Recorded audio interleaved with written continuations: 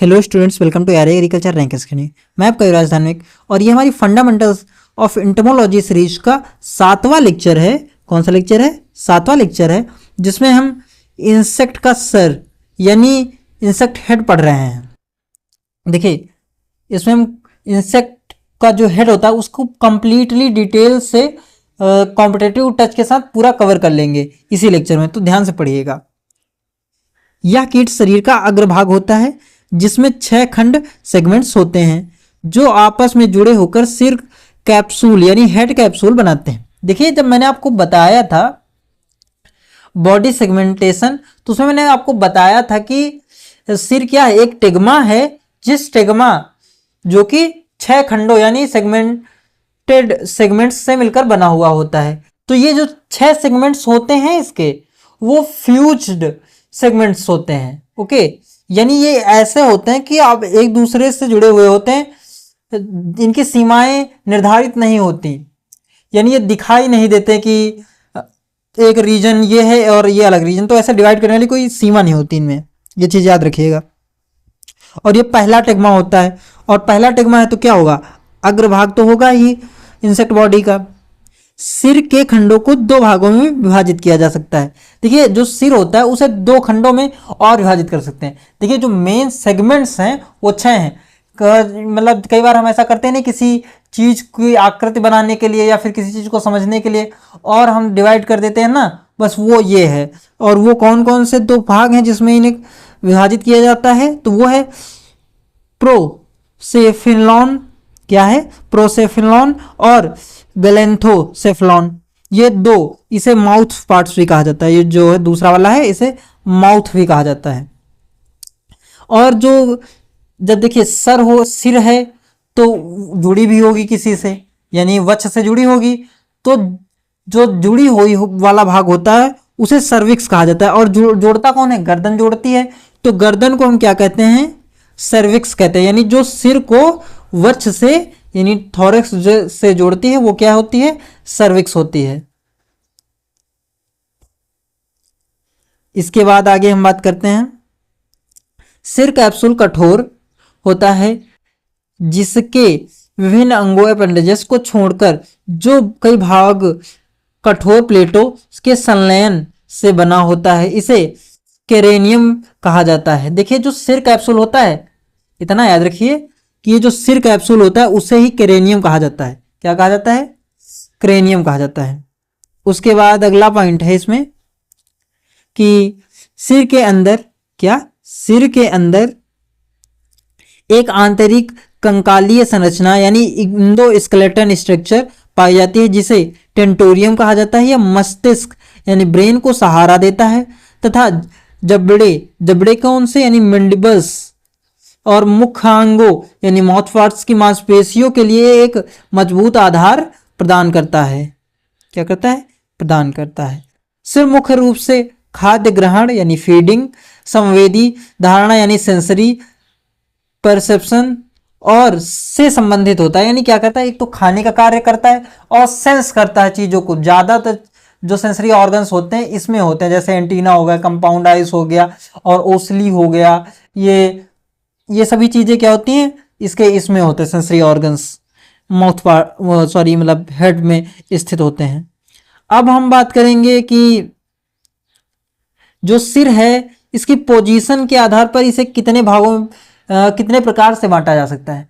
अब आप कह सकते हैं भैया अभी मैंने हेड को बिल्कुल सही से पढ़ा नहीं कि ओसली क्या होता है इसमें, और इसके जो 6 रीजन है मैंने वही नहीं पढ़े। अभी रुक जाइए, ये थोड़ा पढ़िए, इसके बाद वो भी पढ़ लेंगे इसी लेक्चर में। तो पहले स्थिति के बारे में पढ़ेंगे कि पोजीशंस के आधार पर ये कितने टाइप के होते हैं।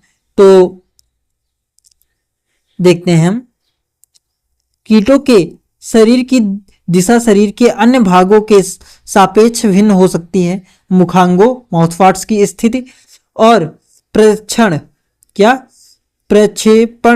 के आधार पर कीटों के शरीर को 3 प्रकार से वर्गीकृत किया जा सकता है। हाइपोगैंथस, देखिए हाइपो का मतलब क्या होता है हमारा? नीचे होता है यानी विलो, और गैंथस का मतलब होता है जबड़ा, यानी जो जबड़ा नीचे की ओर है, जिसकी दिशा नीचे की ओर है वो कौन सा होगा? हाइपोगैंथस वाला होगा।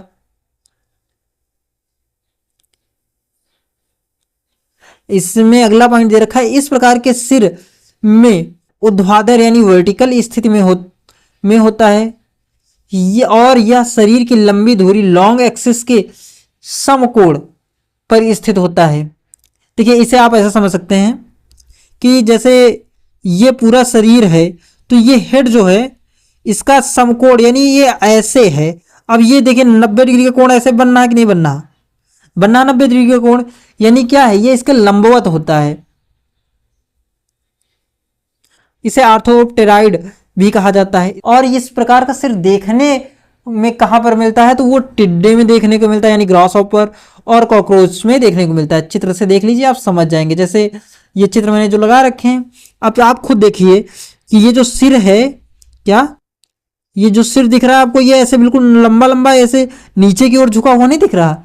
ये देखिए लकीर भी ये शो कर रही कि ये कैसे नीचे की डाउनवर्ड है और 90 डिग्री की कोण पर है। तो आप ये समझ लीजिए, ये देखिए काकरोच है एग्जाम्पल के मैंने दे रखा है और ग्रास हॉपर भी, तो आप समझ सकते हैं कि ये ऐसे दिखते हैं। दूसरा प्रकार जो है प्रोगैनेथस है। क्या है? प्रोगैनेथस है। और इसमें जो प्रो का मतलब क्या होता है, आगे होता है, इन फ्रंट, और गैंथस का मतलब अभी मैंने बताया था जबड़ा होता है यानी जॉ। देखिए इन शब्दों से ही पता चल रहा है कि ऐसा मुंह जो कि जिसके जबड़े आगे की ओर, क्या आगे की ओर हों, उसे क्या कहेंगे हम? प्रोगैनेथस कहेंगे। इस प्रकार के सिर में सिर शरीर की लंबी धुरी के समांतर यानी सेम एक्सिस होता है। मुखांग आगे की ओर अग्रसर यानी प्रोजेक्टेड फॉरवर्ड होते हैं। इसे कोलियोप्टेराइड प्रकार भी कहा जाता है। और इसके एग्जाम्पल भृंग हैं, यानी जो हमारा गोबर बीटल होता है उसे भी देख सकते हैं आप, और इमेज भी लगा रखी है मैंने एक दो, वो देख लीजिए, उससे समझ जाएंगे आप। ये देखिए अब ये बीटल है, अब ये देखिए आप, ये शरीर रहा होगा ऐसे ऐसे, तो ये देखिए इसके समांतर ही तो ऐसे है ये स्थित, तो कह सकते हैं कि ये बिल्कुल सामने यानी फॉरवर्ड होता है। ये देखिए आप इन चित्रों को भी देख लीजिए जिससे आप ज़्यादा अच्छे से समझ पाएं। इसी तरह जो तीसरा आ जाता है पोजीशन के आधार पर सर, वो आ जाता है ओपिस्टोगनेथस। अब इस ओपिस्टोगनेथस में क्या होता है, और ये बहुत ज़्यादा कॉमन है, ये तो ज़रूर आपने देखा होगा क्योंकि मच्छर हर कोई व्यक्ति देखता है। तो देखिए क्या होता है, ये ओपिस्टो का मतलब होता है पीछे यानी बिहाइंड, और गैनेथस का मतलब जबड़े या फिर जॉ। प्रोगैनेथस प्रकार के समान होता है, यह प्रोगैनेथस प्रकार के समान होता है, लेकिन इसके मुखांग पीछे की ओर निर्देशित होते हैं, सामने के पैर के बीच स्थित होते हैं। समझिए इसका मतलब क्या है। देखिए ये वाले जो सर की पोजीशन है वो प्रोगैनेथस की तरह होता है, लेकिन इसके जो जबड़े हैं वो इसके सामने के जो दो पैर होंगे, जैसे ये जो सामने के दो पैर दिख रहे हैं इसके, इनके बीच में ये लाई करेगा। इसका मुंह जो जबड़ा होगा इनके बीच में होगा। अब बात समझ में आई, यानी इनका सर ऐसे नीचे की ओर, जैसे ये कोई चित्र बनाता हूं मैं थोड़ा सा, ये रहा होगा मच्छर, अब इसका सर ऐसे तो नीचे आया, लेकिन ये जो इसका जॉ है ये देखिए पीछे की ओर आ गया। ये ओपिस्टोगनेथस में ये होता है। इसके एग्जाम्पल खतमल हो गया, मच्छर हो गया, ये याद रखिए। इसे हेमिप्ट्राइड और ओपिस्टो राइकनेस भी कहा जाता है। अब हम बात करते हैं आगे सिर के स्क्लेराइड की और सूचर्स की। देखिए कीट के शरीर का कैप्सूल कई स्क्लेराटाइज या कठोर क्यूटिकल प्लेट्स के से मिलकर बना होता है, मिलकर बनने से बनता है। यह प्लेट क्यूटिकल रेखाओं या रिज या फिर रिज के माध्यम से जुड़ी होती है, जिन्हें सूचर्स कहा जाता है। यह सिर की खोपड़ी की दीवार को यांत्रिक सहारा प्रदान करते हैं। ये खैर इतना इंपॉर्टेंट नहीं है, और ये चित्र से समझने का प्रयास करिए। मैं चित्र से समझाता हूं आपको। ये चित्र बहुत इंपॉर्टेंट है, इसे थोड़ा सा और जूम कर देता हूं ताकि अच्छे से समझ में आए। इतने इतना काफ़ी होगा जूमिंग। देखिए आप समझिए ये वाला, देखिए सबसे पहले तो आप ये जो हेड देख रहे हैं ये क्या है, ये मैंने अभी आपको क्या बताया था, ये हेड कैप्सूल है। ठीक है, इसका एक मैंने दूसरा नाम बताया था, वो कमेंट सेक्शन में आप लोग लिख के जाएंगे। देखते हैं कितने लोगों को चीज़ें उतनी समय याद रहती हैं या फिर भूलते भी जाते हैं साथ में वो। ये क्या है, हेड कैप्सूल है।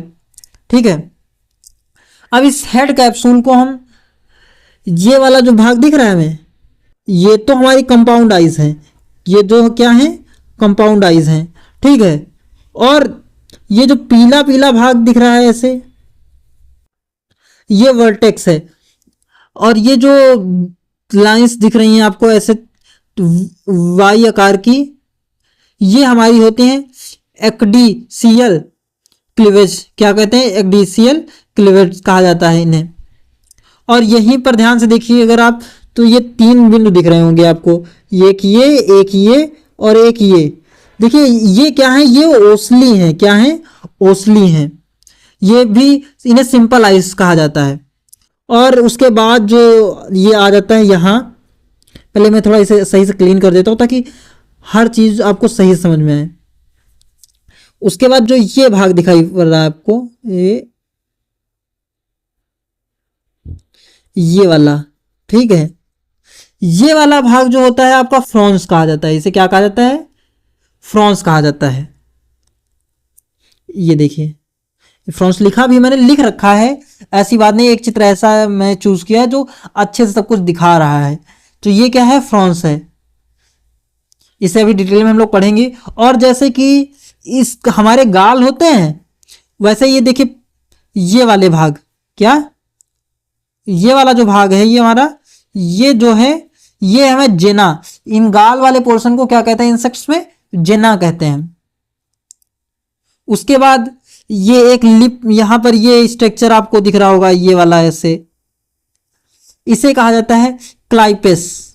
क्लाइपेस क्या होता है, ये अभी हम बताएंगे आपको, इतना याद रखिए। ये वाला भाग क्या है, क्लाइपेस। और ये वाला भाग, ये जो है मेंडिबस है, और ये लेब्रम है। ये हो गया लेब्रम। उसके बाद इधर वाले अंग आप समझ लीजिए, क्योंकि ये इन्हें डिवाइड करने वाली ये जो रेखाएं हैं इन्हें भी समझ लीजिए। हालांकि ये स्पष्ट दिखती नहीं है, लेकिन जब आप अपने चेहरे पर हाथ रखेंगे तो आपको कई हड्डियां महसूस होंगी जो बताती हैं कि ये वाला आपका आंख का पोर्शन है, ये वाला आपके गालों का पोर्शन है। उसी तरह इसमें भी होता है, तो जिससे आप महसूस कर सकेंगे कि इसमें इसका ये पोर्शन है। ये देखिए, इसके बाद शुरू यहीं से कर लेते हैं। ये जो वाई वाला बताया था ये भी डिवाइडिंग करने का ही काम करता है, जो मैंने एक्डीसीएल क्लीवेज बताई था। उसके बाद जो फ्रॉन्स को जेना से अलग करता है, किससे अलग करता है, फ्रॉन्स को, ये वाला फ्रॉन्स, ये जेना, इससे जो अलग करता है उसे कहा जाता है फ्रंटोजेना सल्क्स। क्या कहते हैं, फ्रंटोजेना सल्क्स कहा जाता है इसे, फ्रंटोजेना सल्क्स। इसे, ये जो लाइन दिख रही है इसे क्या कहा जाता है, फ्रंटोजेना सल्क्स।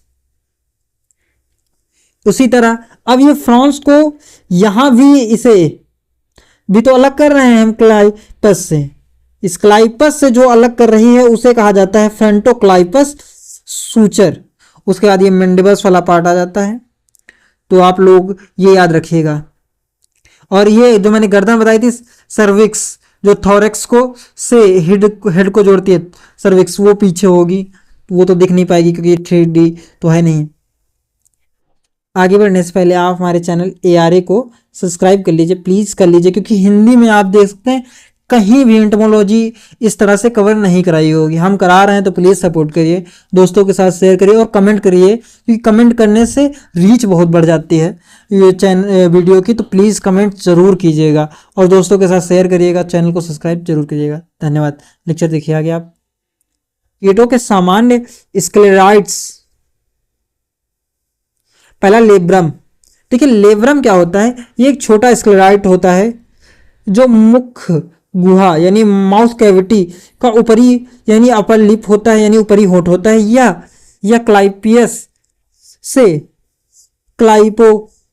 क्लाइपोलेब्रम सूचर द्वारा जुड़ा होता है। यानी ये अगर हम कहें कि इसे क्लाइपस से और लेब्रम को अलग कौन करता है तो हम कह सकते हैं क्लाइपोलेब्रम सूचर अलग करता है। ओके, ये लेब्रम हो गया। इसके बाद बात करते हैं क्लाइपस की, क्लाइपियस की। वो मेरा क्लाइपस निकल जाता है लेकिन क्लाइपियस है ये, थोड़ा इसलिए सॉरी। ये लेब्रम के ऊपर स्थित होता है और फ्रोंटो क्लाइपियस सूचर द्वारा फ्रांस से अलग होता है। अभी मैंने बताया था यह जेना से क्लाइपोजेनल सूचर्स द्वारा विभाजित होता है। फ्रांस की बात कर लें तो फ्रांस क्या होता है, ये एकल चेहरागत भाग होता है जो एपिक्रेनियल सूचर्स के बीच स्थित होता है। कहाँ पर स्थित होता है? एपिक्रेनियल सूचर्स के बीच स्थित होता है। जेना की बात करें, यह भाग संयुक्त नेत्र के बीच में जबड़ों के ऊपर तक फैला होता है। यह फ्रांस से फ्रोंटोजेनल सूचर्स द्वारा और क्लाइपियस से क्लाइपोजेनल सूचर द्वारा अलग होता है। उसके बाद एपिक्रेनियम आ जाता है। एपिक्रेनियम क्या होता है? सिर का ऊपरी भाग होता है जो फ्रांस से गर्दन तक फैला होता है। उसके बाद आता है वर्टेक्स। तो वर्टेक्स क्या होता है? यह एपिक्रेनियम का शीर्ष भाग होता है। क्या होता है? टॉप पर होता है ये, जो फ्रांस के पीछे या दोनों संयुक्त आंखों के बीच स्थित होता है। अब एपिक्रेनियल सूचर्स क्या होते हैं ये देख लीजिए आप।